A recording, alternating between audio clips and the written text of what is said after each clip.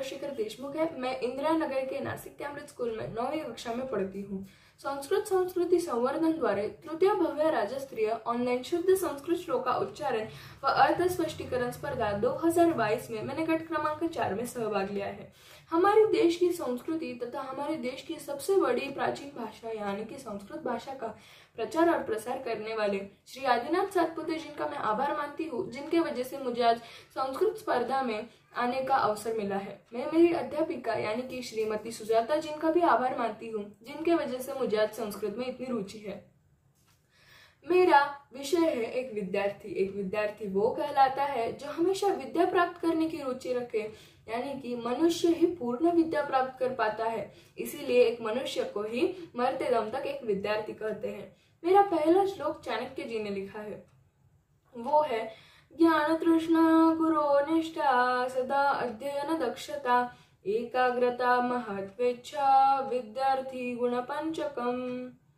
तो चाणक्य जी ने एक विद्यार्थी के 5 गुण बताए हैं। पहला गुण ज्ञान तृष्णा, हमारी अलग अलग प्रकार की ज्ञान प्राप्त करने की उत्सुकता होना। दूसरा गुरु निष्ठा, यानी कि हमारे गुरु से हमें निष्ठा पूर्वक यानी कि विनम्रता से व्यवहार करना चाहिए। तीसरा सदा अध्ययन दक्षता, हमेशा पढ़ाई करने की और पढ़ाई में रुचि होनी चाहिए। चौथा एकाग्रता, हमारा जो मन है वो एकाग्र होना चाहिए, पढ़ाई करते वक्त एकाग्र मन से हमें पढ़ाई करनी चाहिए। पांचवा एकाग्रता महत्व इच्छा, हमारी जो पढ़ाई है उसका महत्व हमें पता होना चाहिए और उससे बड़ी इच्छा होनी चाहिए। तो महत्व इच्छा का यह अर्थ होता है कि हमें महत्वपूर्ण विद्या प्राप्त करनी चाहिए और बड़ी इच्छा होनी चाहिए। ये था मेरा पहला श्लोक। अब दूसरे श्लोक की ओर जाते हैं। काकचेष्टा बको ध्यानम श्वान निद्रा तथैव च अल्पाहारी गृहत्यागी विद्यार्थी गुण पंचकम। तो इस श्लोक में भी विद्यार्थी के 5 लक्षण बताए गए हैं। पहला लक्षण काकचेष्टा, अभी काक यानी कि कौवा। कौवा जो होता है वो चतुर होता है। बचपन में हमने देखा होगा कि हमने कहानी सुनी थी कि जिसमें जो कौवा प्यासा होता है उसको एक मटका दिखता है, उसमें पानी होता है, तो वो पत्थर डालता है जिसके वजह से वो पानी ऊपर आता है, तो वो पानी पी पाता है। तो इसका मतलब उसने अपनी बुद्धि का प्रयोग करके चतुराई से उस पानी को पी लिया। वैसे ही चतुराई से हमें हमारे ज्ञान यानी कि हमारी विद्या प्राप्त करनी चाहिए। दूसरा काकचेष्टा बकोध्यानम, बकोध्यानम यानी कि जो बक होता है यानी कि जो क्रेन होती है, हमने देखा होगा पानी में वो देखती रहती है बहुत देर और जैसे ही मछली आए उसे पकड़ लेती है। वैसे ही ध्यान पूर्वक हमें ज्ञान प्राप्त करना चाहिए।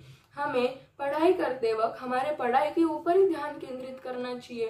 तीसरा काकचेष्टा बकोध्यानम श्वान निद्रा, श्वान निद्रा यानी कि जो कुत्ता होता है वो हमेशा सतर्क सोता है, वैसे ही हमें निद्रा करनी चाहिए, एक कुत्ते की तरह सतर्क रह के निद्रा करनी चाहिए।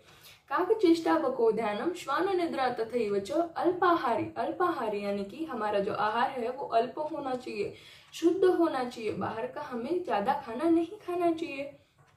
तो काकचेष्टा बकोध्यानम श्वान निद्रा तथैव च अल्पाहारी गृहत्यागी, गृहत्यागी का यह अर्थ है कि हम हमारे घर के परिसर में इतने मिलजुल जाते हैं कि बाहर जाके हम अनुशासित नहीं रहते।